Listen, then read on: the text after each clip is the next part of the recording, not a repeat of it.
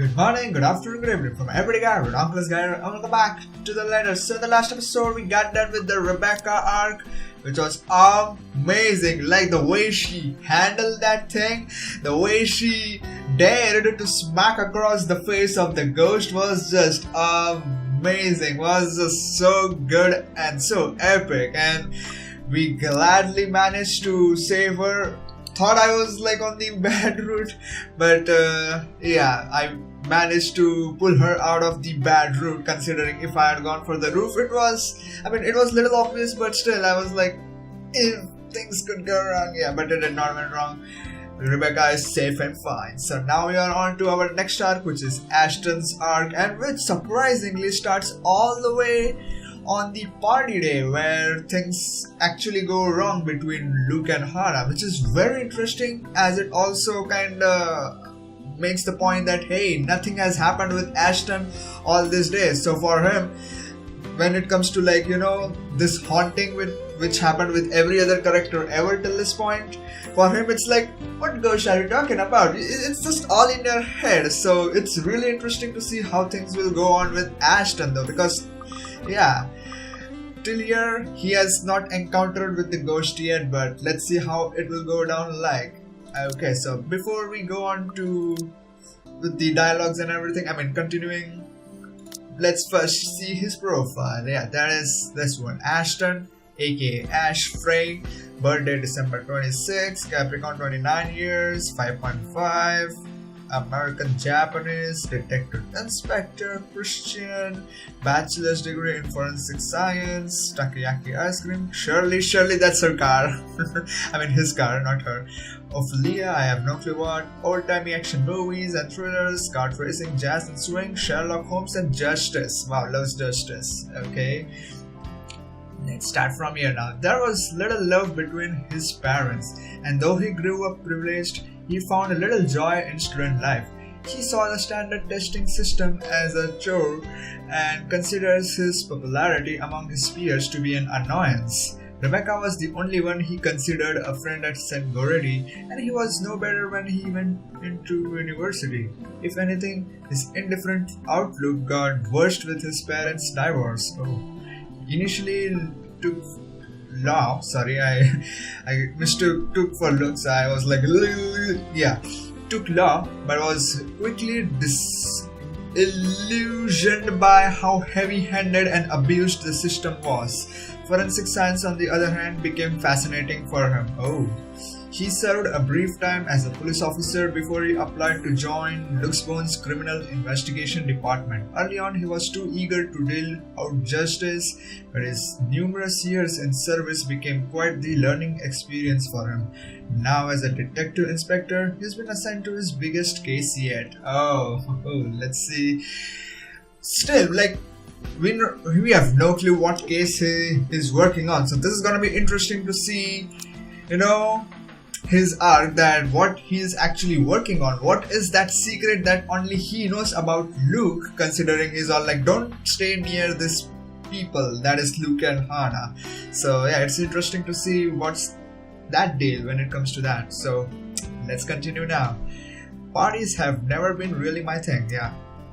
They are always such a hassle and take so much time off my day. Prior plans and commitments cancelled, all for the sake of playing along with others. Welcome everyone. I hated them even as a child. Please, make yourselves at home. But Mom often insisted. She had slicked my hair back, put me in one of those stuffy diner jackets, and if there were any children around, urged me to make friends. Never mind how utterly loud or tedious it was all for the sake of keeping up appearances. To some extent, lies have already surrounded me long before I've chosen what I wanted to do with my life. Luckily, there were easy ways to tune everything out, and much to my mom's frustration, I always managed to sneak my CD player along. I kept to myself and to my music, had my own little world, until I learned to observe. It's a simple matter of awareness, really.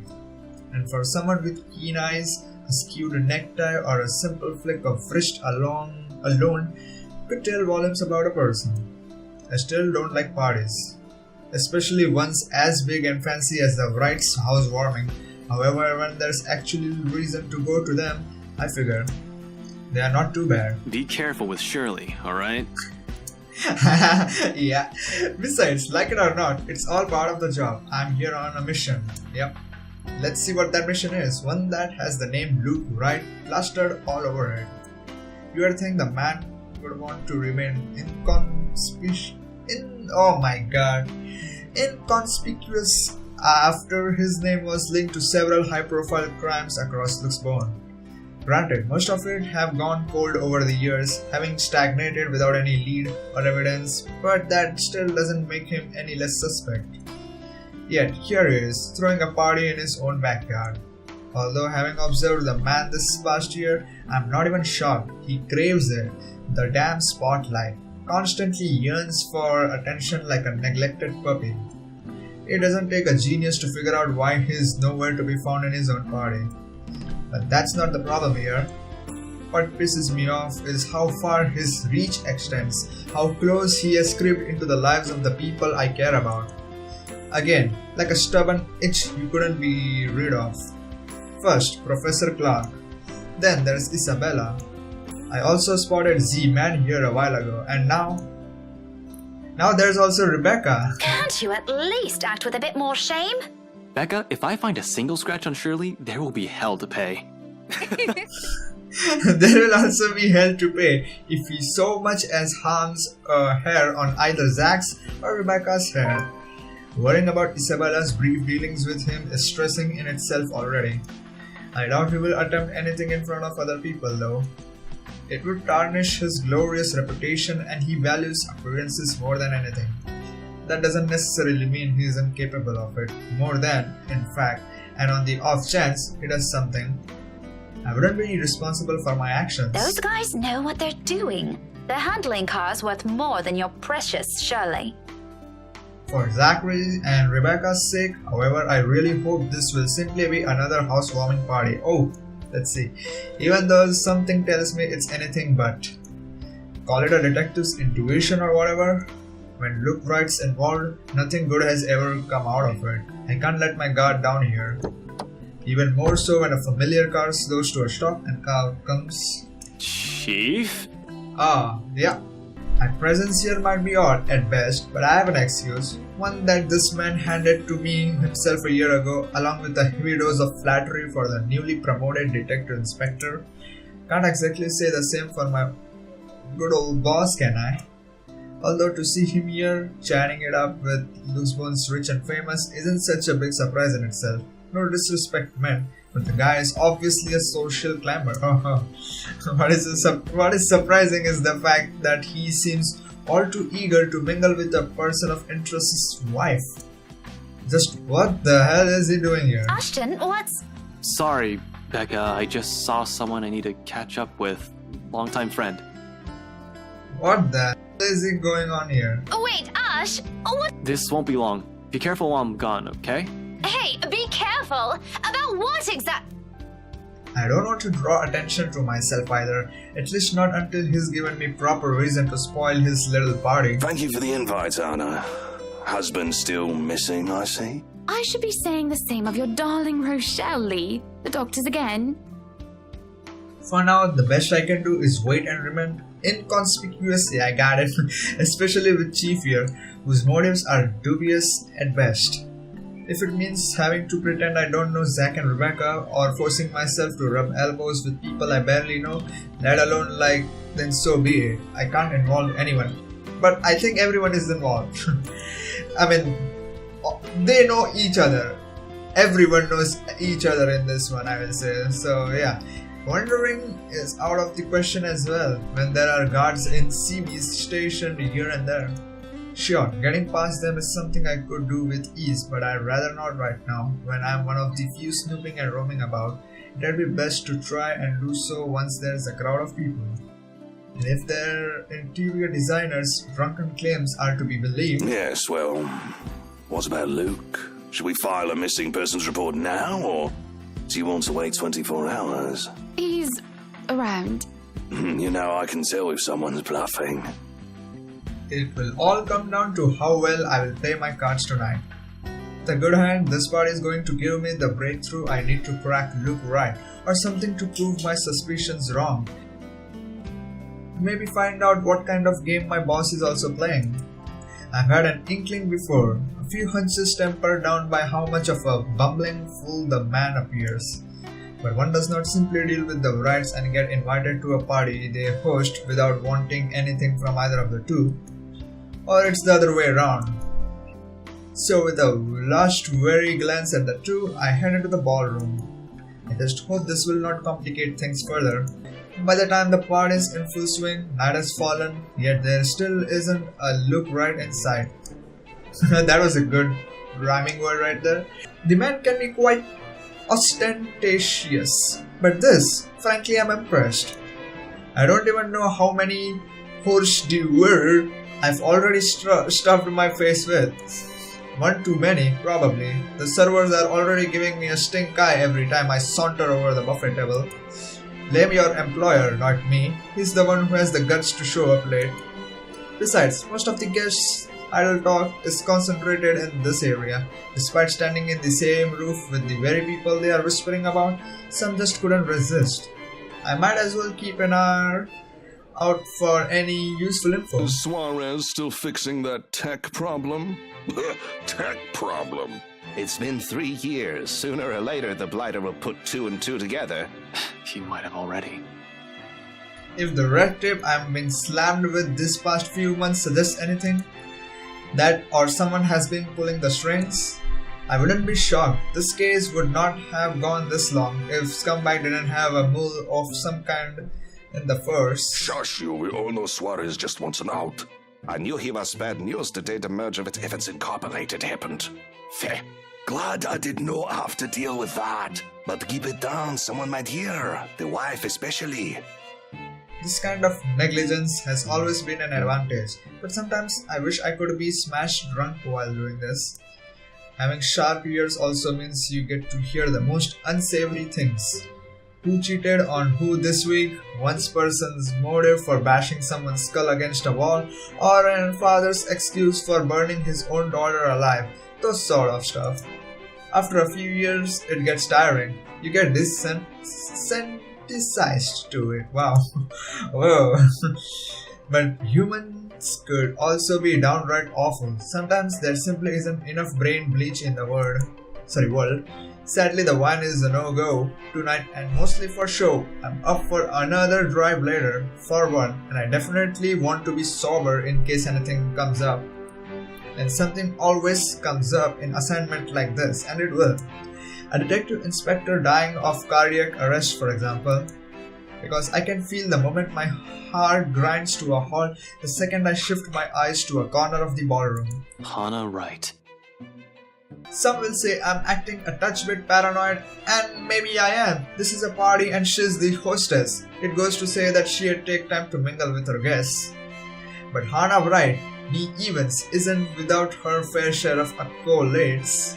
At least to the public, she doesn't seem like it. Unlike her husband, she's the one with the business sense, not to mention the impressive track record needed to manage a company, or effectively hide whatever irregularity there might be. But she's cool, man. She's so good. It's so unfortunate that she gets killed off. Although that's the interesting part. Now that I have got this ending where she gets killed, will Ash ever figure that part out? Because till this arc, that is Rebecca's arc, we have never got to see what happened with Hana. With her dead body, or any sort of things other than we just got to Zack. In the Zack's arc we got to the mansion and Luke was just crazy, yeah, little. But other than that, let's see what will go on with Ash when it comes to Hana though. Let's see. She's clean as far as my agents and I have found, but it doesn't rule out a possible involvement with whatever her husband's up to. Hell, Luke Wright came out clean in previous reports until I bothered to take a deeper look into it. What I found may not be sufficient to bring anyone to trial yet, but it's enough to nurture suspicion. This may be a bit of an overreaction, but no one lasts long in my line of work by being careless. You would catch his eye a lot better if you wore nicer clothes, don't you think? Didn't realize the housewarming was going to be this fancy. I would have gone with a nice dress if I knew. Nothing to be worried about then. She's probably even more careful with appearances than her own husband, having grown up with spotlight focused on her. Yet even knowing that, the anxiety stays, has been here since the party started. I've brushed it off earlier. Who wouldn't feel edgy, right? I've gone undercover in a party hosted by the very person I'm investigating. That in itself is risky and has plenty of rooms for error. Usually though, the tension passes around the first half hour or so. I've been trained to remain composed in situations like this. However, with each second I spend here, it only grows heavier and seeks to overwhelm. An odd feeling that someone is watching me instead. Ooh! It has been like this since last week, but I should already be used to this. People would be looking at me, no matter how small or big of a blip I am on their radar. That's what they do in these things. So, okay, no, let's see. But when the feeling of eyes burning into my back lingers longer than necessary, I've been looking around every now and then to catch the culprit. No luck. And despite my efforts to push the sensation as far down as I could, tiny pinpricks continue to sting the back of my head and the ghost of a cold touch creeps up my limbs. Ooh, so he's considered. Oh, somebody's spying on me. Who is it? Some really smart guy, or I can't find it. It's the ghost. Wonder he's doing this all week. I don't know. Let's see. Until my gaze switches back to Rebecca and Hannah Wright. And she stands there, dark-haired and dirty, sticking out like a sore thumb. Even so, no one seems to notice. Although she's looking away from me, her mere existence here strikes. Oh, so Ash can see her. Disturbs. A sense of tunnel vision binds while I stand stock still and gape at her, like my life depends on making sure she stays where she is. I feel trapped in her presence until another guest bumps into me, yanking me out of my stupor. Only then do I realize that I have been holding my breath. Whoa. That is so... Wow. So Ash also saw the ghost now. Just now. Before I could figure out what happened, she's gone. A quick scan of the room yields no sign of her. The party continues as if nothing's amiss. I'm not really one to judge, but I'm sure someone like that would not have been allowed in a fancy thing like this.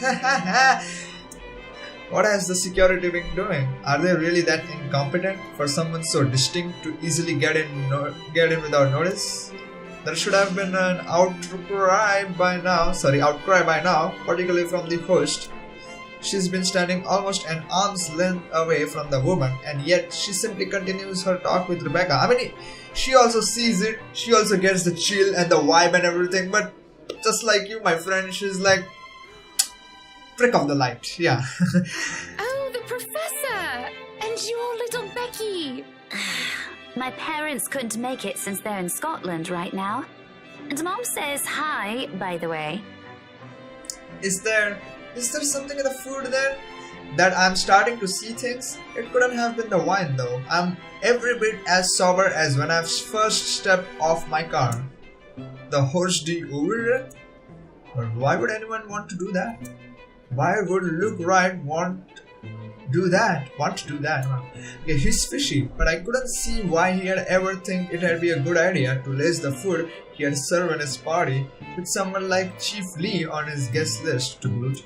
He has been linked to narcotics trade, yep.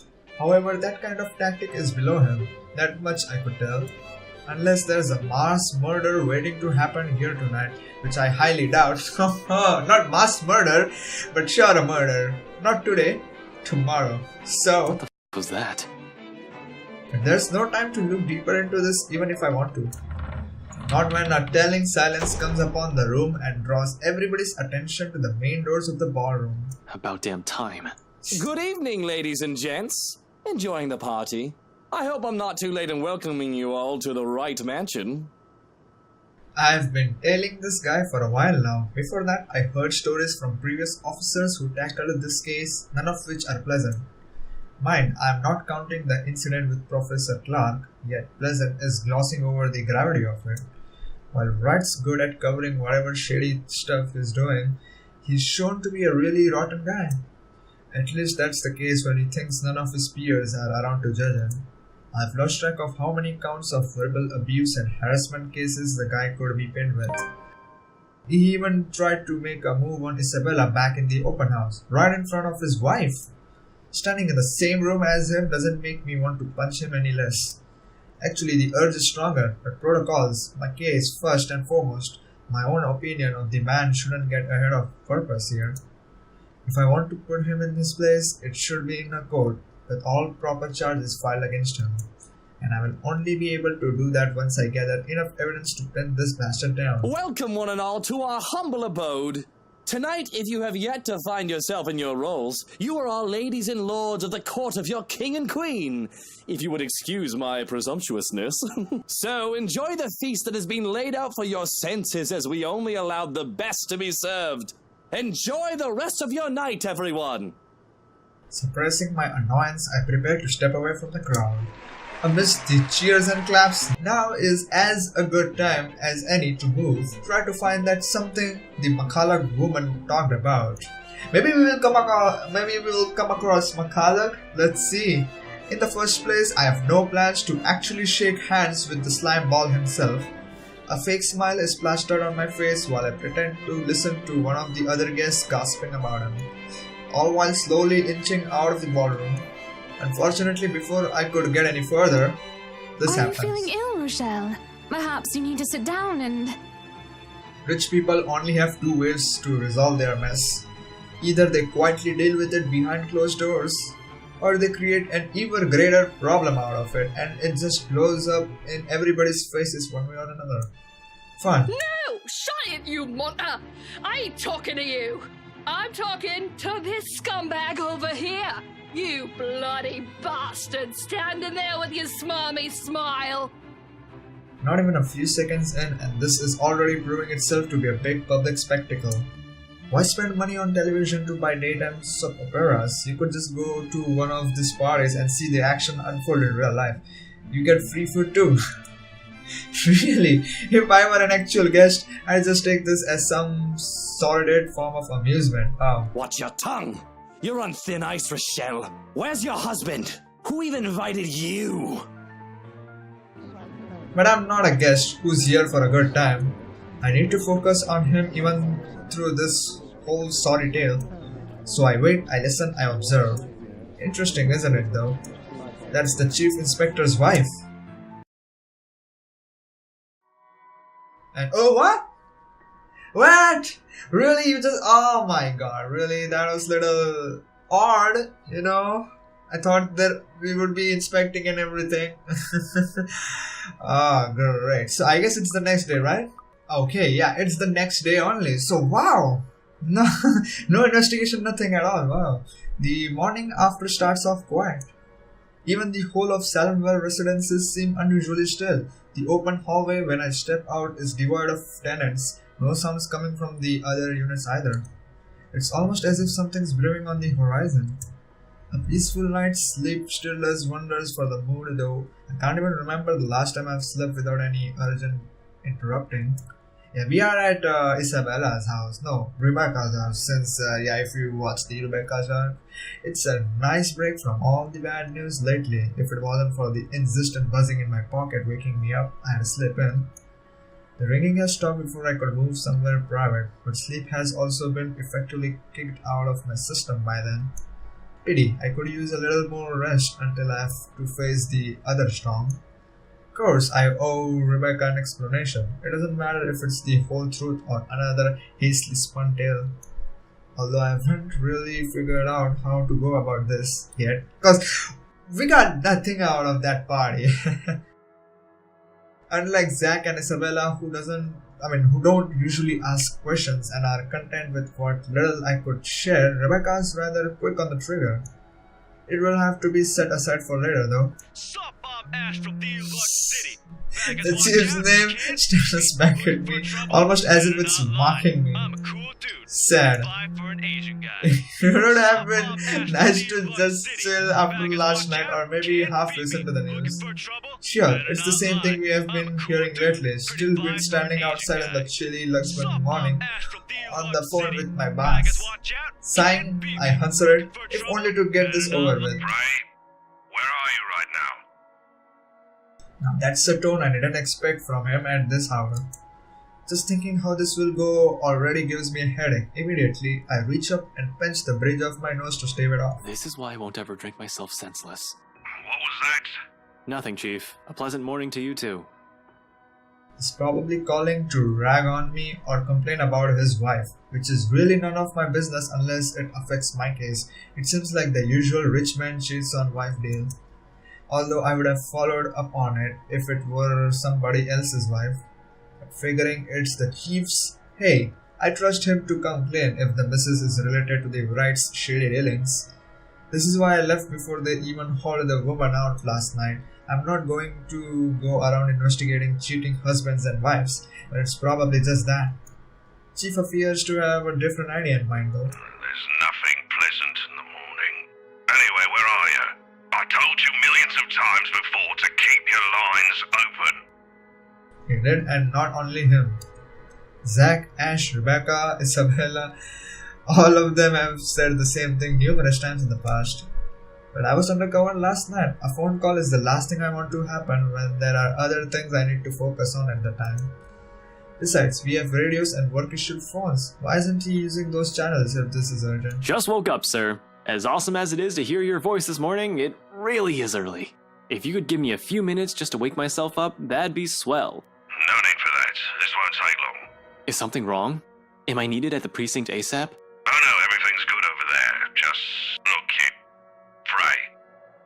Don't take this personally, alright? You're off the Luxembourg firm case. Starting today. Whoa. Well, I did not expect to hear that either.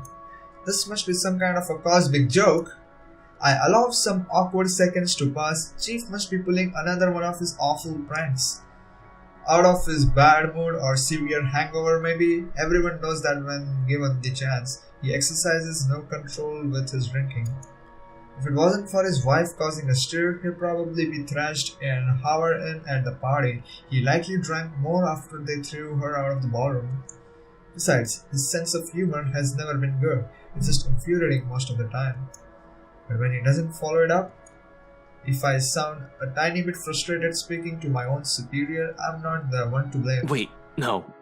What? Are you kidding, Chief? Is this one of your practical jokes again? The Temps won't say anything about it, but It's not that. They're orders. From the higher-ups. The higher-ups. Yes, my favorite word. Since when did the higher-ups ever cared about what the criminal investigation department did? As far as I could tell, they don't give a hoot if CID is filled with cold cases as long as we keep the spending low. When I need to view those old case files though, they are locked away in the archives. You are gonna have to check up with the higher-ups. I need access to those reports. See if the higher-ups would allow it. Every step, every move in this case, there isn't one that hasn't been gated by some authority. If it's not the chief, it's the commissioner, or so they always tell me.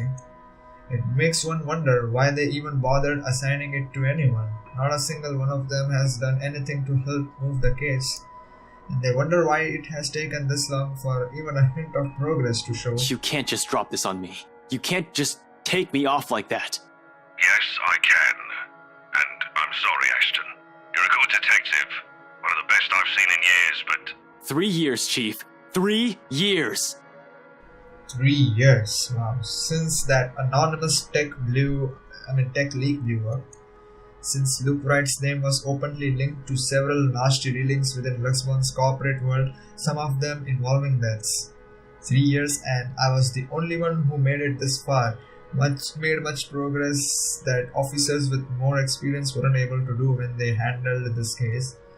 Just within a year and with barely any help from the damn brass at that. Of course I was pissed. Do you know what would have happened if I didn't work my ass off on this thing? If I didn't dedicate a whole year of my time on it, it would have gone cold, like every case Luke Wright has been linked to. I saved this from getting thrown into the archives, sir. I'm getting close. If you could just... I'm fully aware of what you've done, Frey, but the Commissioner hasn't been happy with your progress. Still too slow by their standards. Too slow? Well, what about those reports I filed? I've documented every freaking thing for them. I've given you every important lead I can gather. Isn't that enough? They need results, not a bunch of research papers. Not one baseless assumption after another. Concrete proof, Frey. I'm really sorry. They've already made a decision. They're going to pass this on to someone who's been in the force longer. Someone who has more experience. Someone who has more experience? They meant nothing by it, but you're still too young to work on a case this big. Chief, I've already done more than what those old farts ever did behind their desks. All of it, within just a year of being assigned to this. Watch your language, Frey. Those are your superiors, I'm not some damn rookie fresh out of training. I'm as qualified as they are. Futile, I know it is. They had never said it within my earshot, but from the very minute I stepped in their precinct, the lot of them had underestimated me from their stares alone to the assignments I get. To them, I'm just a kid, too young, too green, too inexperienced. And once they pull that card on me, every argument I have gets thrown out of the window.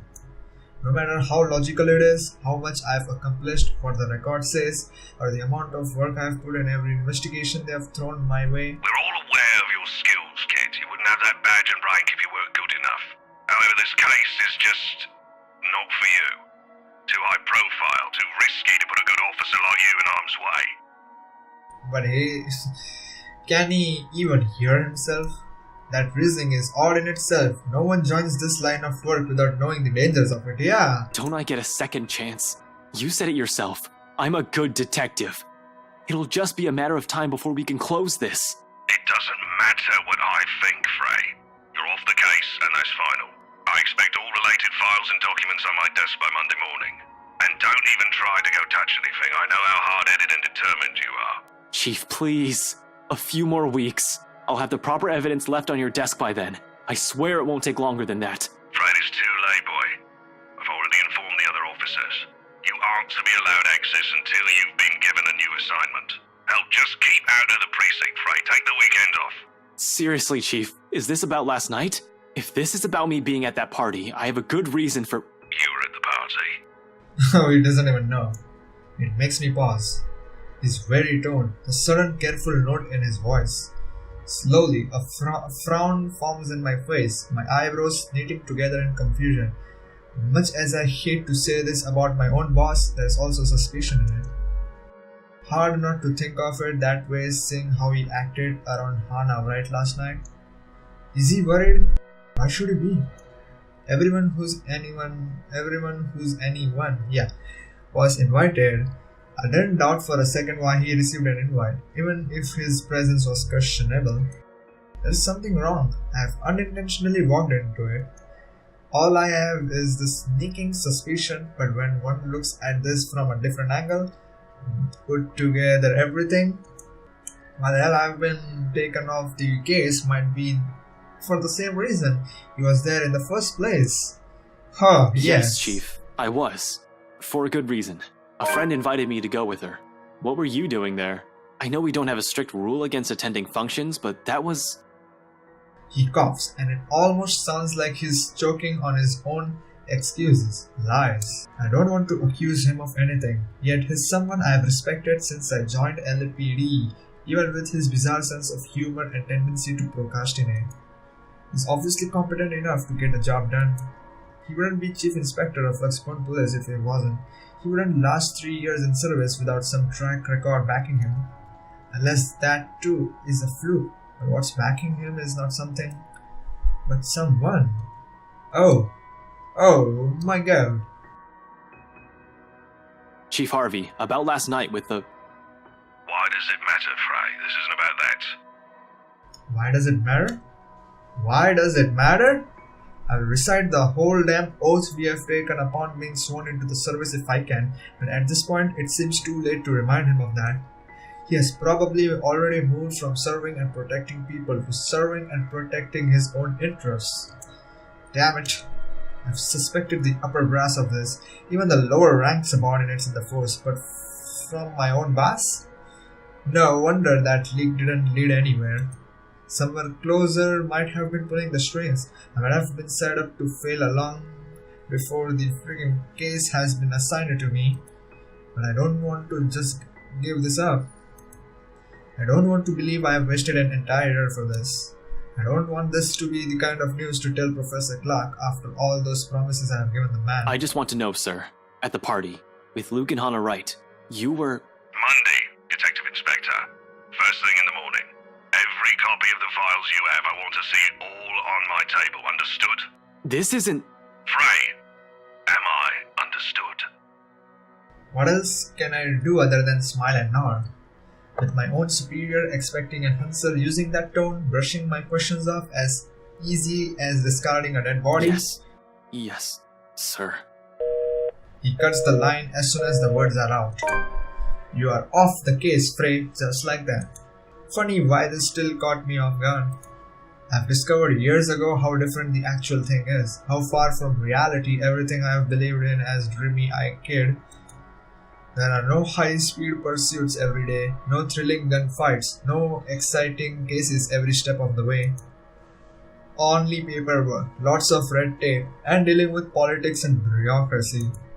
I've set out to change things, hoping it will make things better for the people I care about. It ended up changing me instead. Serves me right for being too idealistic, I guess. This is probably the universe telling me that it's better to remain the skeptic I really am. Now here I am, standing useless, can't even do anything but grit my teeth and kick the wall. The bastard didn't even acknowledge my response. What did the poor wall ever do to you? It figures Rebecca would be the one to find me in this embarrassing state. Honestly, I don't like it when she sees me like this. It seems to happen a lot regardless of what I want. Rebecca, now's not a good time. The concern I expect from her when I turn isn't there, however.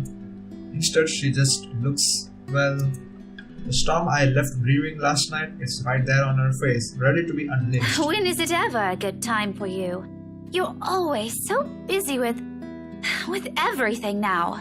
Now I find you here, sneaking out without even bothering with a proper goodbye. Not even a word. Really, I'm starting to think you're just keeping me around for my couch and my cooking. Becca, it's not what you're thinking. I wasn't planning on sneaking out. I was going to say goodbye.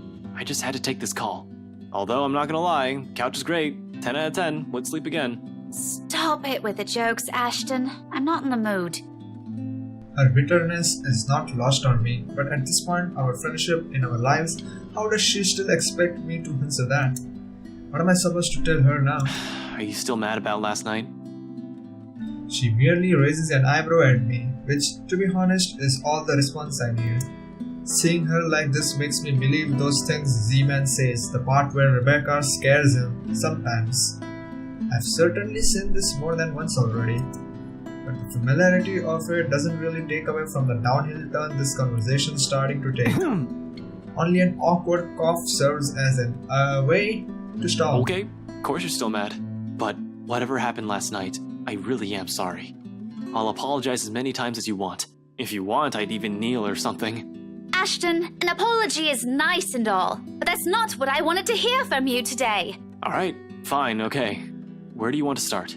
Oh, I don't know. I've honestly lost track of it by your third trip to the buffet table. I wasn't... The drive up there took a bit. Can you blame me if I wanted to grab some appetizers? Oh, come on, Ash! For the whole evening? For the whole party? Please don't tell me that's all you did, because I've never known you as someone who pigs out. You even took great lengths to avoid me. Should I also mention how you ignored Zach? Sometimes I get the feeling you don't want to be seen with us in public.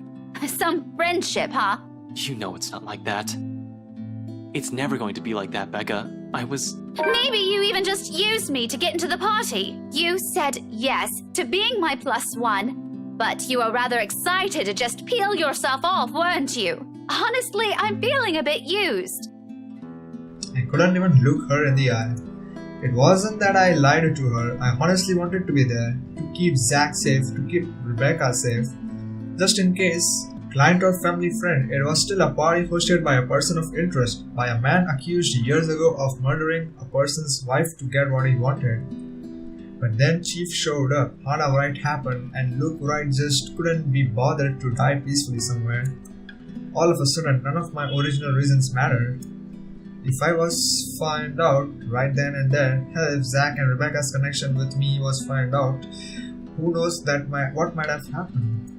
Rebecca doesn't understand that, doesn't understand what I can and can't say to keep them from harm. It's all in her eyes, in the tight line of her lips and her furrowed brows. The hurt. I'll ask this again. Just what were you up to during the party? What were you doing that you couldn't even take 2 seconds to make time for your friends? This day is just off to a wonderful start. First, my case, now Becca. How do I even go about this? See, I was gonna say this exactly only to choose to say him, so let's first say him. Okay, after looking upon carefully the fact that this is not say the truth, it's stretch the truth, which is just lying, and this is hiding the truth, which is kind of like, I wanted to say the truth out to acknowledge her that, hey, you know, Luke is not the guy that you should be around, although she knows it already. I think, you know, stretching the truth or existing, both are like, I feel like, you know, just bad choices, considering she knows very well of this one, so she's not expecting this, and this one I feel like she will just see through it very well, but still I think I will go for this one, considering she's pretty good at, you know, finding out that if a person is lying or not, even though we are also an expert in that too, but still I feel a little good one for this thing, considering this one. So let's go for this. It's confidential, Rebecca. I wonder how many times I have told her that. And not just her, my dad, my mom, Zach, and even Isabella. How many times have I told them what essentially boiled down to mind your own business, to make sure they are all safe, to keep them out of danger. My job isn't a game. Okay, I mean, it isn't as glamorous as the television portrays it to be. I had thought so too as a child. I was so clueless back then, wasn't I? But boy, did I learn. The good guys don't always win. Justice isn't always served. Investigation is not looking at a crime scene once to get a eureka moment. It's sleepless nights at the crime lab with tech guys. It's several days wearing the same clothes with Chinese takeout stains because I'm staking out at a place. It's frustration when bureaucracy hinders you from looking into a case any further, or when you know the suspect is guilty but they get away scot-free on a technicality. It's seeing anger and pain and despair with every case. I know you have a mountain of questions, but I've told you this so many times before. I can't say much more than that. Still, the look on Rebecca's face, the resentment and the pain, it hurts me as well to think that I'm the cause of that. It's a familiar one too, something I have seen a lot of over the years. I wonder how long it will take before Zach starts giving me the same one. Or until I have hurt Isabella in a way that any sincere apology won't ever be enough. What a mess. I'm a mess, and it's the people close to me who have to suffer for it. Official police business, huh? So you did use me? Used? The way she utters it just makes me feel like a total scumbag. It's not like I did it all on purpose. But I can't just hold someone else responsible for this, right? Who am I going to blame? The chief? Hana Wright? Luke Wright?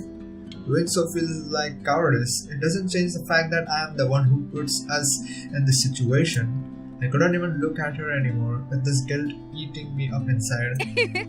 But then she laughs. Wow, so that was little good. We got this one. Half-hearted with a barely hint of cheer in it, but it's a laugh nevertheless. I honestly don't know what to make of that, what to do with myself upon hearing it. It's honestly like the mere sound of it is meant to pierce. Well, the least you could have done is tell me. Maybe I could have helped, kept an ear and an eye out for you. I don't know. I could have been Irene Adler, maybe?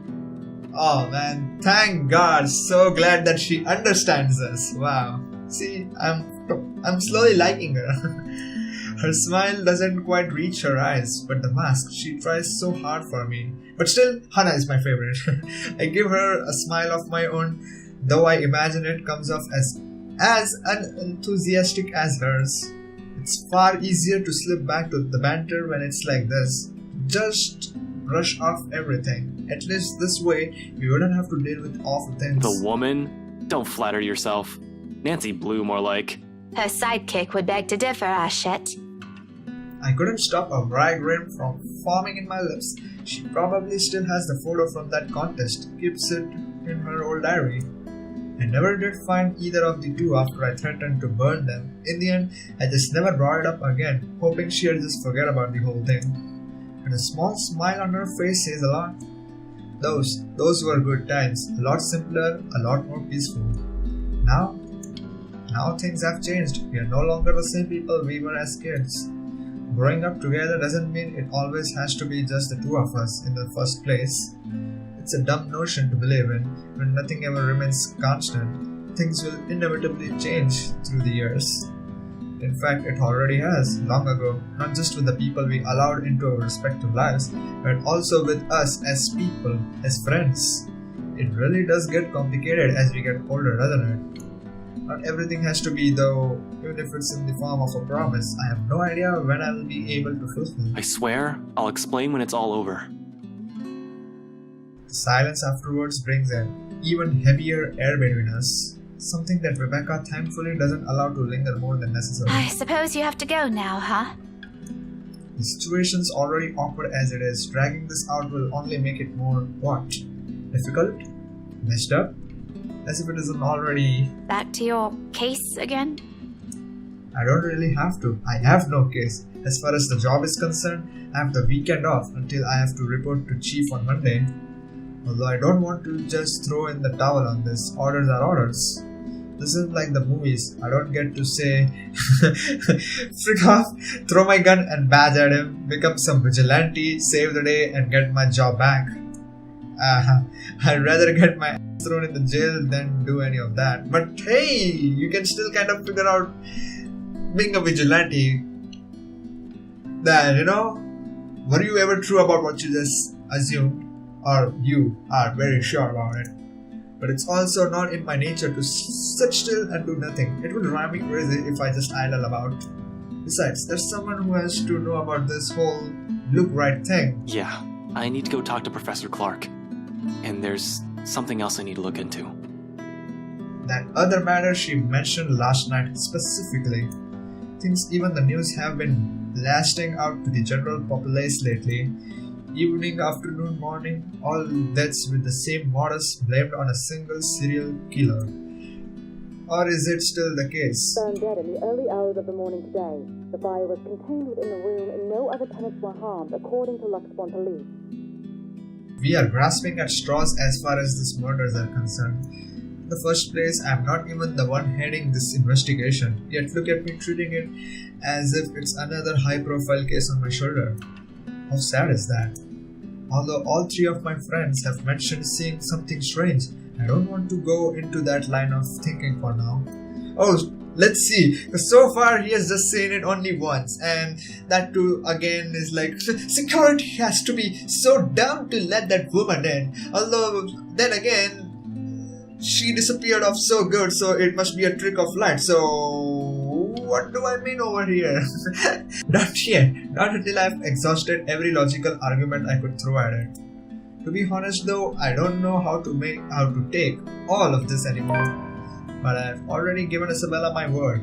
It'd bother me more if I didn't follow up on a promise I made to her.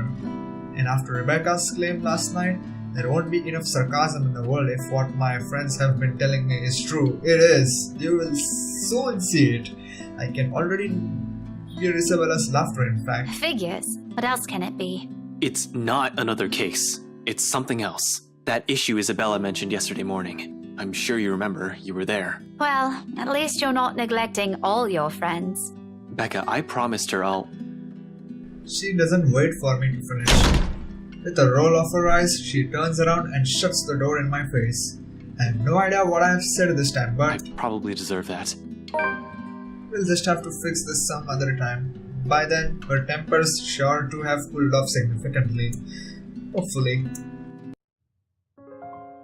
For now, I can't laze around. Gotta attend to things that matter more. Professor Clark first, deliver the bad news, then that issue with BRC and Isabella. Maybe I will also drop by Zach's, check on him, hear what he has to say. He has also read that damn letter.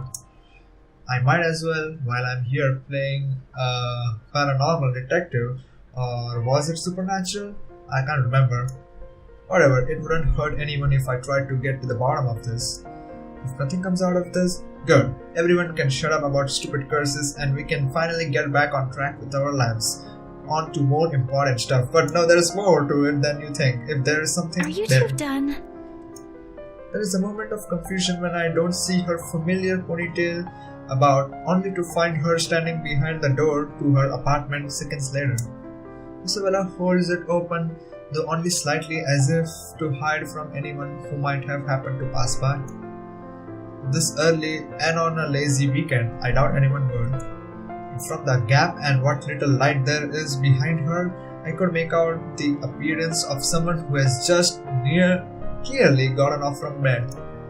Hair in complete disarray, eyes still heavy with sleep, and a small pout on her lips. She still hasn't even gotten out of her pajamas. I look away from long before my sense of decorum kicks in. We might be friends. I will even dare say we have grown closer over the years, but that doesn't extend beyond the bounds of propriety. Christ, even Rebecca never greets any early visitors in her sleep clothes. Though maybe it's our fault why she's up this early. Still, he makes a slow crawl up my neck, one that I quickly downplay with a solid cough. Isabella, you're up early. Lame. No, I'm not. I'm usually up at this hour. You're the one that usually sucks at getting up early. Says the person who looks like she's just fallen out of bed. Instead of the usual quip, she simply averts her gaze to some point beside her, and although it only flashes briefly across her face, an expression of hurt flickers in her eyes. It disappears the second she turns her attention back to me, but that moment has sent a worried twinge in my stomach. I've seen it on her face plenty of times before, just never in a manner that unsettles. It feels, I don't know, off this time. I didn't say anything wrong, did I? Hey, are you... Anyway, was that Becca with you? You both sound like Mama and Papa when they fight. You're awfully loud. If we get another memo from the landlady, I'm asking the guard to ban you from ever entering this place. Me? Becca's the one almost shouting. Yeah, well, she lives here. You don't. You have no excuse. You're the suspicious-looking person. Thanks. Glad at least one person appreciates how I pretty up this place. Don't flatter yourself. This place would be so much better without having to see your face every few days. She follows it up with another pout. But her ruffled appearance, particularly how puffy her eyes are, I noticed just now, takes away from the intimidating effect she's trying to show. Really, right now, she just looks more like an angry puppy. I might have laughed had it not given me another nagging sense that something is definitely wrong with her. What? Has she been crying earlier? That is worrying. She rarely does that. The only time it happened, the one time I've ever seen her genuinely tear up over something, I think it was after Devlin Court, the night at the bridge. I want to ask. She seems determined to keep it to herself though. Belle, did something... About yesterday, Ash. The things we talked about. Do you think we can take a look at it today? We? I never said you're coming with me. Don't worry, I didn't forget about it. You'll be the first to know if I find anything. No, I want to go with you. I'll be ready in a few. This won't take long. Isabella, you really don't have to. I can handle it on my own. You'll just... I won't get in the way, I promise. Besides, maybe I can help. You know, if there are files you want to check. I don't like what she's implying. It's true, LPD is having a hard time with this, but taking Isabella with me, it's out of the question. Under normal circumstances... You're the one who's going to get in trouble if you do that. You said it yourself. You need information, and I can help you get that. And it's not like it matters anymore. I just don't want to stand around doing nothing today. There it is again. The slight shift in her eyes, the mild crease forming between her eyebrows, and the mild slump in her shoulders while she crosses her arms tightly around herself, like she's shielding herself from whatever painful thing there is out there. I have plenty of reasons why I shouldn't let her tag along. First and foremost, she's a civilian. Second, I have no concrete plan of action yet. I'm going into this blind. No matter how I look at it, it's simply better for her to just wait so she won't get dragged into what might be another one of my failures. Her assumptions might be a dead end for all we know. But seeing that expression on her, hearing her speak those words out loud in a desperate, almost pleading tone, I can't bring myself to say no. So I gave in, because right there I see myself in her. The person who doesn't want to stay idle, who doesn't want to think of the problems haunting him. Alright, 5 minutes. What? You're timing me? Well, I can't wait forever. I'm a very busy guy. 4 minutes and 45 seconds, Isabella. I hate you so much. 4 minutes and 30 seconds, 29, 28. I'd hurry if I were you. Ugh, you're awful! I hope you never get a girlfriend. She slams the door right after, although my chuckles, the mirth, and the lightness in it linger. With her, those have always come easy somehow, even as it echoes fade and only the ghost of a smile remains. It's not like I'm looking for anyone else. I want to tell her. It's not because I can't. I won't. I'm the one who has chosen not to until I fixed myself, until I found myself underneath all that guilt and those lies I've been telling all these years. Because no matter how heavy the weight of these feelings are, I'm not yet worthy of them. Oh my god, he's in love with Isabella and Rebecca is in love with Ash. What a triangle we are in. Oh my god. Of her. Until then, little words and gestures are the only things I can offer. Minor stuff such as digging deeper into this thing with BRC in order to ease her worries. Wow, this is okay, man.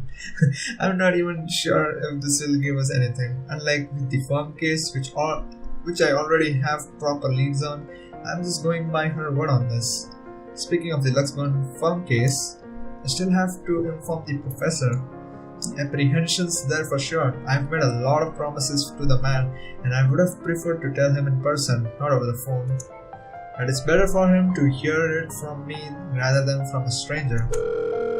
The railings offer a steady support while I wait for him to answer. I'd like to think I can do this without losing my nerve. My grip on the bars surely tightens though once the call connects. Ashton! Not running today, Professor? He's usually at the park on late Saturday mornings as long as it's raining cats or dog. Keeps him young and healthy, he says, and is certainly fit for a man of his age with a sedentary job, okay? Oh no, not today. He's definitely at the usual place though. Cheers and laughter, like from the children's and family, filter through the receiver. I tend to avoid the park precisely because of this. No use reminding myself of the good haves when it's already over. Mom's doing well with her career, Dad's also fine the last time I visited. Although neither remarried, they are both content with their lives as it is. I'm probably the only one still caught up with it, hence my aversion. But all in all, it's still a pleasant sight to see if you are the kind who takes joy in such sights like Professor Clark does. Just thought I'd enjoy the nice weather before it takes a turn for the norm again. And to what do I owe the pleasure? Oh man, the guy certainly seems happy right now. In any case, I almost don't want to break the news to him. But it's better to get this off quick as long as he doesn't shoot the messenger. He's not the type. However long-held resentment can change a person, even someone as mild-mannered as the professor. I was hoping to talk to you about the case. I suppose I'm just the downer today. As soon as I say those words, he pauses and the lightness in his tone is gone in an instant. Every time we have talked about this in the past, it does that. He's probably trying to gauge the situation based on the tone of my voice. Perhaps it's a good thing I'm delivering this news through the phone. Who knows what he will see in my face and my mannerisms. The art of keen observations, I learned it from the man. Probably already has an idea what this might be about, from my manner of speaking alone. You aren't in trouble, are you? For a second, I hesitate, looking at the dirt beneath my shoes. But I manage. Eventually, after a long, ranked draw of breath, I pick up where I've left off, though still fumbling with my words. Well, I'm in a bit of trouble, if you can call it that. Ashton, He only assumes that tone when there's a reprimand at its heels. But I'm not in danger or anything. you've said that same excuse a million times before, Detective Inspector. That exhausted rasp in your voice tells a different story. It's nothing like what you're thinking. Don't worry. I was taken off the Luxborn firm case. I expect anger, frustration, maybe even disappointment. But all he gives me is a small sigh of relief. Is that so? Well, at least you aren't in danger. Liz wouldn't be too happy if she heard you right now. Liz. Aunt Liz, she insisted I call her his late wife. A sweet-tempered woman by so many standards. They were never blessed with kids and contented herself with simply managing their bakery. But she's the closest I had to a mom in the few years I had known her. The professor too. The absence of my own parents in my life, the two filled the ache their divorce left in me. Believe me, you'd get an earful. You don't want to show up on her doorstep looking like you haven't slept a wink either. How many years has it been since? 9? 10? I can still remember it vividly. Two men primly dressed, briefcases in hand, and a stern look on each of their faces. They were already frequent visitors to the bakery for a few months, something about the lot being prime property in downtown Luxborn. I think they were hoping to settle a deal with them, but neither of the couple gave in to their demands. Why should they? That little shop was a dream for them. Aunt Liz sent me home early that night after a fruitless wait for the professor. The next morning, news of a bakery razed to the ground had spread across the whole city, one casualty. A few weeks later, the property was sold to Wright Enterprise.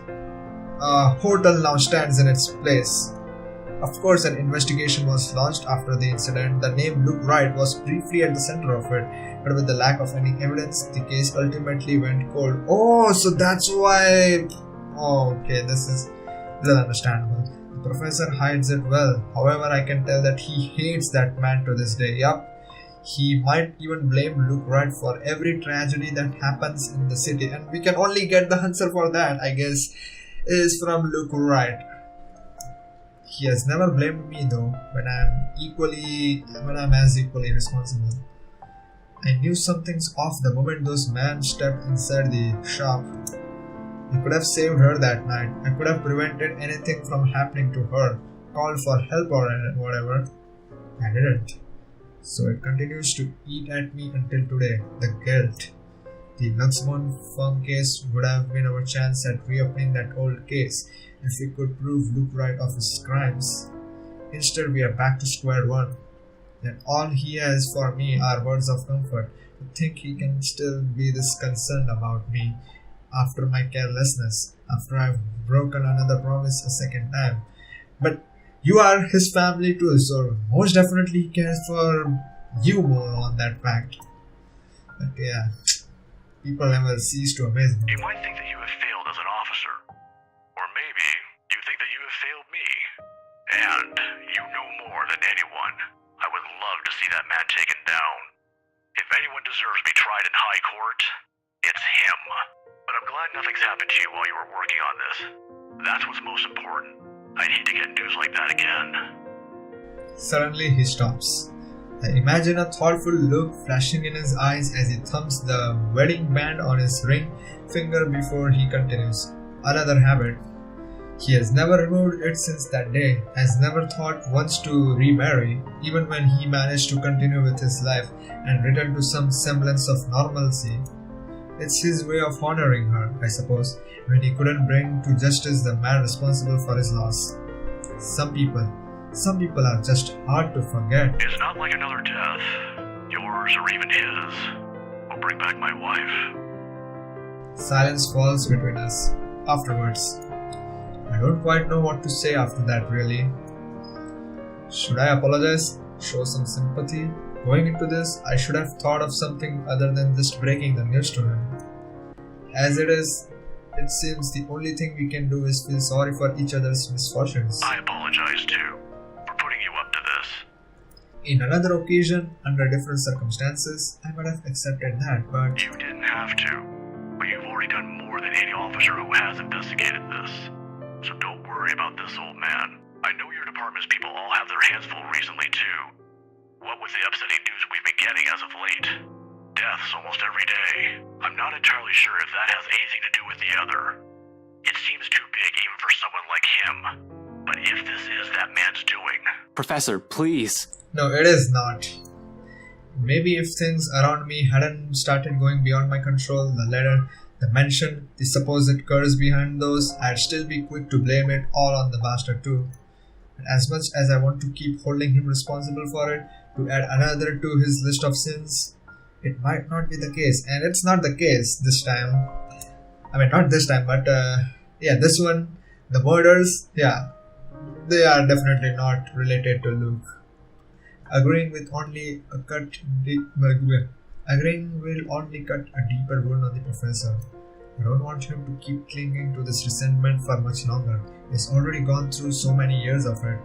This kind of anger, it's the sort that blinds people. Despite his reassurances, the bitterness still seeps into every syllable he utters. It's one thing for me to act like this. It's painful to watch someone I've considered a second father to go down this path. Please don't apologize. It's really alright. I can try to get it back on Monday when I meet with the chief. No promises, but if not, I'll make sure to keep an ear out for any news. Chief said he's passing it on to a senior officer. I should be able to catch a few tidbits every once in a while, but I swear I won't just give up on this. I'll do everything in my power to get Aunt Liz's case reopened for you. Promises, again, a bad habit at this point.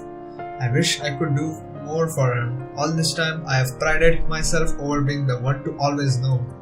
Because suddenly, aside from Wright and the murders plaguing the city, I have ghosts and curses to worry about, things that are completely out my depth. Professor Clark's right in some way. Things would be so much easier if we just blamed Wright for all of this. At least finding evidence would be a breeze, and I'd be all too happy to put him in a place he belongs. Although if he was, in any way, also complicit to what's happening, legalities have my hands tied.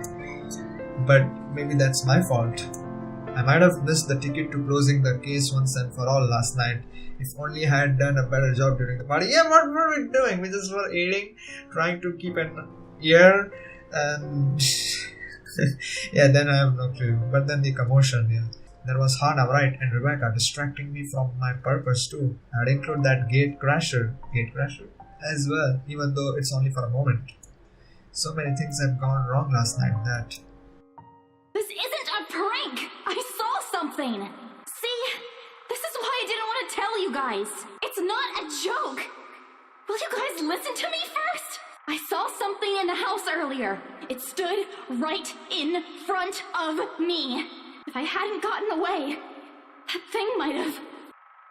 Last night at that party. But it's real! What do you think I saw? It happened after, when I was trying to get away. I almost got stuck in the same room with that thing. We're all in danger. I thought you were my friends. Why don't you believe me? And woman. Why don't we all calm down first? I'm sure Isabella has her reasons too. No need to be hard on her. If that was what Isabella had been warning us about, if it was the same thing Rebecca talked about last night, how many of these instances have I dismissed since reading the letter? How many have I ignored and passed off as some effect of fatigue or lack of sleep? Don't worry, you are not the only one doing that. But surprisingly, we don't know like what was happening with you till these days. But surprisingly, I'm assuming nothing happened with you these days. Or only thing that was happening with you were like little whispers. Yeah, which you were like, security is not so tight over here. Even last night, a hallucinogen. Lacing the food is the first thing I considered. What? purely because that's what my training dictates. That someone put something fishy in your food. Wow. It's a mindset I've grown used to. It's the setting the gears in my head automatically takes in a situation like that. Of course, I'm not discounting all of that yet until I have enough information, something to form a conclusion from. Proof in whatever for it may come. But thinking straight is impossible when all of a sudden all your beliefs are being upturned in the most violent way possible at that. Jesus, I need a sounding board. I need to talk to someone and Zach's the best person for that. I have to go, Professor. Oh, no problem. But what are you... I don't have time to stop and listen to what the professor has to say as I cut the call short. In the same second, Isabella emerges from her apartment fully dressed and ready for the same day. As usual, she greets me with a smile, but it falls just as fast as once she catches a glimpse of my face. Shame, that would have been the first comforting thing I see today. It annoys me that I'm partially responsible for the worried one replacing it. I must look close to a picture of someone choking or dying, because there's nothing but concern in the first word she speaks. Ash, are you... Do you need to go to the bathroom? Yeah, no, I don't, okay? But we should hurry. Come on, don't forget to lock your door. Seriously, you look like you're about to fall over. Are you alright? Because if you're planning to faint right here, I won't be able to carry you. Yes, don't mind me. I just remembered some... stuff from last night. I need to talk to Z-Man about this. Mind if we drop by his place first? Shouldn't we call him? To let him know? It's still pretty early, but we'd probably arrive there around noon. Also, what do you mean about this? Is Zach... He was also there when I opened the letter, right? He read it too. I'm sure he's fine, but it wouldn't hurt to check on him. To make sure. See if he'll say the same things you told me yesterday. Oh yes, he does. If he's also been seeing things, if it's also the same woman I saw last night. I'm not saying there's really a curse yet, but we have to look at this from every possible angle. And don't worry, he won't mind. He's probably just watching TV right now. Let's go. Okay, but speak up if you're not feeling well. You really look like you're choking on something. You didn't have to do this for me in the first place. You know it's not as simple as that. We head down to my car in record time with not a single second wasted to hit the road and drive to Zach's place. If anyone else other than Isabella who knows anything about what's going on, who can help sort the muddled mess my mind is, it's got to be him. He listened to her. Zach's the kind who prefers to laze around his apartment on a weekend, especially after having a busy week like the last one. The big guy is nowhere in sight though when I arrive in his unit. Figures, people don't seem to be where they should be when I need them. Looking around, I find no sign where he might have gone to. He usually leaves a note on his fridge if he's out for the day, just in case someone drops by. As there isn't one, he probably just went out for a quick walk. I hope. Maybe he ran out of eggs or something and went out to buy some. He's out of eggs after all. It puts my running mind to rest for a while. He always has to have some beet for an omelette or something he's baking. Ash! Should you be rummaging around? It's bad enough we went in here without asking for his permission. Chill, I'm just looking. Actually, I could also go for a pie right now, but Zach's fridge is simply next to empty, save for a few leftovers. All I can do is sigh as I close it behind me. If you see me take anything, feel free to call the police. Isabella's quick to shoot me a sharp glare, and another chuckle slips from me despite the unease in my stomach. But the cheer only lasts a mere few seconds, mostly because she hasn't been in the mood for any sort of friendly banter. It's the silence that's telling, and quite Isabella. It's usually the first recipe for an incoming storm. Do you always do this whenever you visit another person's house? Because I have a lot of questions about your methods. Just with Zach. I'm still worried for our friend, of course, and despite what's bothering Isabella, she's anxious too. She's been standing by the doorway for a few good minutes now, since we entered Zach's place. In fact, doesn't seem to know what to do with herself. But much as I want to put her at ease, her nervous tics are starting to get to me. The manner in which she makes herself smaller, the way she fidgets with her hands, clasping them one moment and unfurling in the next. It's distracting enough that I want to ask what's wrong. I doubt she will give me a straight answer though, and the best I can do is help her temper it. You don't have to hang around the door. We might be here for a while. You can sit down. She hesitates for a second, but eventually takes the empty seat by Zach's study table. Aren't we going to look for him? Sure, we can, but where are we going to start? I can think of a few places he might be, but Luxburn's a big city. I don't want to miss the big guy if we leave, and... I trail off, making a vague gesture in the general direction of Zach's bed. The messy bed suggests he was out in a hurry. He didn't even bother to fold the sheets. His cell phone's been left behind as well. Another odd thing when he has made it a habit to never leave it behind in case a client calls. At least the locked door points to the fact that it wasn't a forced exit. That seems to reassure her, but not so much. Understandable, anything might happen. In hindsight, we shouldn't have left Rebecca alone too. In hindsight, I shouldn't have left Rebecca alone too. We will have to check on her later. In the meantime, Zach. But with no other clue, where is he, and no way to contact him, we have no choice but to wait. He's in the park as far as I remember in his arc. Sure, I could give, and also getting haunted by cute Kylie. Sure, I could give the room another thorough run through, but I don't think Zach would appreciate me upending his place. Isabella won't let me do that either. Besides, I haven't eaten anything yet. Isabella probably hasn't too. We didn't leave in a hurry. Might as well take this chance to cool down a bit, right? Anything to distract myself so that I don't just charge head first because of whatever paranoid scheme that comes to my mind. Isabella with me, I can't be reckless. Yang's potato chips. Original flavor, wow. Returning to the kitchen, the first thing I see is a bag of chips when I rifle through his cupboards. After muttering a permission and an apology its owner won't hear, I grab it. Delicious, guaranteed. Isabella don't miss shooting me another glare, but she doesn't really make an effort to stop me this time. She ignores my offer of food though. So instead, I set myself on Zach's old couch and turn on the television. Isabella's silence may not be too heavy, but it's sure as hell is awkward. The screen lights up right as some awful noontime drama starts airing on Channel 9. Nothing like sitting in front of the TV with the mindless drone running in the background to waste away the time. And waste it away we do. The afternoon has hit its last few hours when movement comes from the other side of the door and Zach's heavy treads breaks the monotonous dribble from the TV. The lock clicks, the knob turns, and slowly it swings open to reveal a very exhausted looking Zach.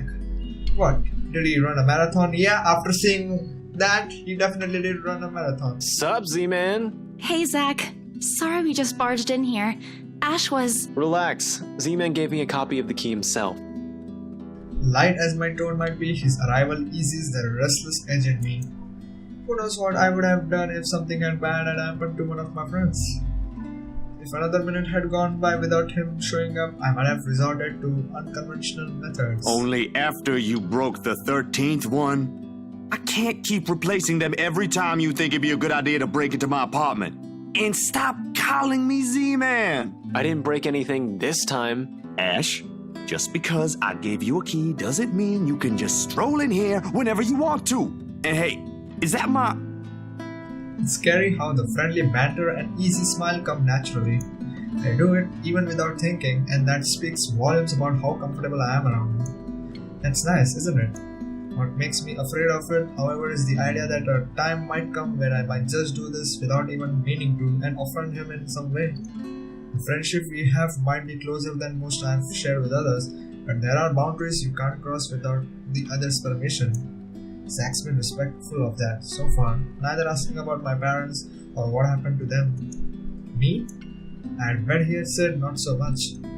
It's also this easy banter that makes me wish we could just stay like this.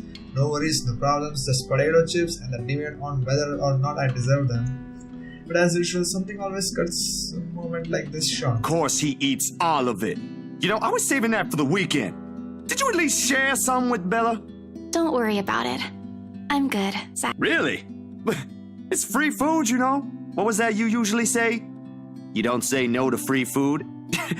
What happened? No, I'm just not hungry. Although her tone forces him to do a double take, Zack doesn't push it. The question's all too clear in his eyes when he glances my way though. I really wish I could answer him. Despite my best efforts, Isabella has been unforthcoming as well. What am I supposed to do? I can't just force her to speak, can I? She's not a criminal to be interrogating. She's a friend, for Pete's sake. It's a good thing Zack has a better handle of the situation than I, and soon enough he changes the topic. Whether it leads to isn't necessarily the better topic, however. Aye. But if you want something, just say so. I've got a fully restocked pantry right here at your disposal. Still not a 5-star level thing, but for an empty stomach, it'd do. Just say the word. Thanks, Zach. Maybe next time. Food is not really what we came here for. Ash, he's the one who... She stumbles into one of her uncertain silences again before glancing my way. There is a plea in there for me to take the lead in this, but where do we start? The mention, the strange things we have been seeing, the letter. Even I'm afraid of what he might say. I can't believe I'm considering taking a deeper look into this whole thing in the first place, but here I am. Please don't tell me something happened again. No, nothing. None so far, and we're keeping it that way as much as possible. Ash, it's not that easy. This isn't some... We don't know that. Let me... Sometimes I amaze myself how much I try for her.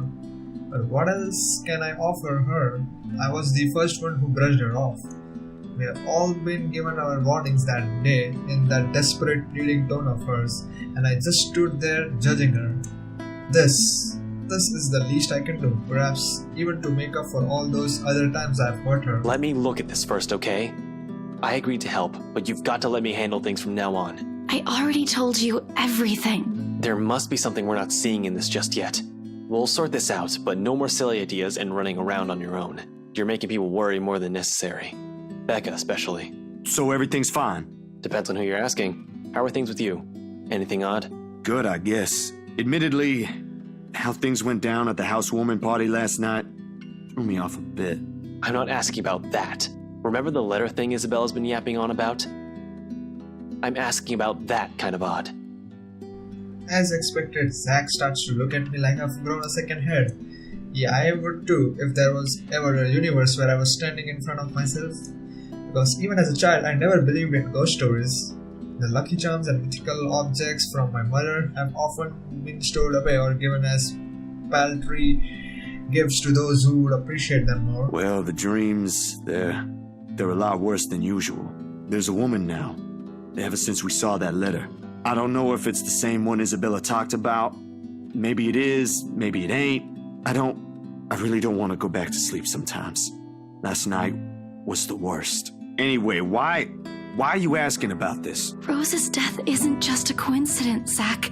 It may have something to do with... I may have... Wait, stop right there for a sec. I thought you ain't buying this stuff, Ash. Just the other day, you said the exact same thing. Granted, I haven't eliminated every single possibility here yet, but what else is there to go off on from here? The worried look Zack shoots my way doesn't help one bit in helping me gather my thoughts either, when that's what I came here for. Somehow everyone's suddenly just so worried about me. It's not like I'm pulling this out of my... I still don't, but even Rebecca, out of all people, claims there's something. Whatever this is, someone has got to look into it. Everything about this screams shady. And along with Isabella's warnings, what's occurring around Zack? What's happening around Luxbone since Isabella found the letter? Have you two seen the news this morning? Zack's puzzled expression is enough answer. Of course he hasn't. Another night, another nightmare. The guy mostly likely went out as soon as he got out of bed to shake the images off. The memories have never really left him. Isabella though. I haven't, actually. Mama called, and I was busy. That could easily mean anything. Did her Kuya, her older brother, end up in jail again? She's had to bail him out numerous times in the past, though all that did was piss her off, not sap out every ounce of cheer in her. Or is it that the other brother, the younger one who keeps insisting that he'll quit school so she could come home? That was 2 years ago, as far as I know. She already sorted that one out. It couldn't have been her father, right? With the mansion sale, she has earned enough to cover every bill for a while, it should. So what is it then? No problem. It should be in the afternoon news as well. Whatever's bugging her, I doubt it's something meant for casual discussion, as she would have mentioned it sooner. Tucking my curiosity for later, I take the remote and begin cycling through the channels. Distraction. Not a good one, I admit, but it's definitely better than leaving her to brood.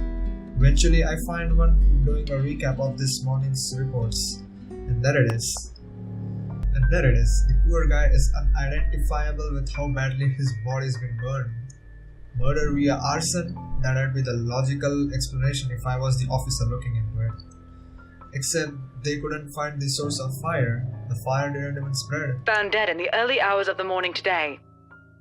The fire was contained within the room and no other tenants were harmed, according to Luxborn police. They are going to consider spontaneous human combustion soon enough if they don't find anything else. But what's important for everyone to note is the state of the room. A similar writing was found in another victim's room from last week's incident. Both were employees of Briar Realty Corporation. LBN has reached out to the... Like what happened to Cooper? Hell, I wonder how many other deaths like this that I've missed while I've been looking into right. Yup. The LPD is already thinking it's a serial killer at this point.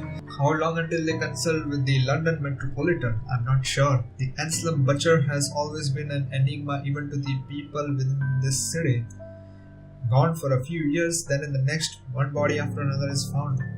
Merely handling the case has apparently driven the chief inspector insane years ago. He never did find out who committed those murders. Maybe now, this time... This is because of that thing, isn't it? I did this somehow.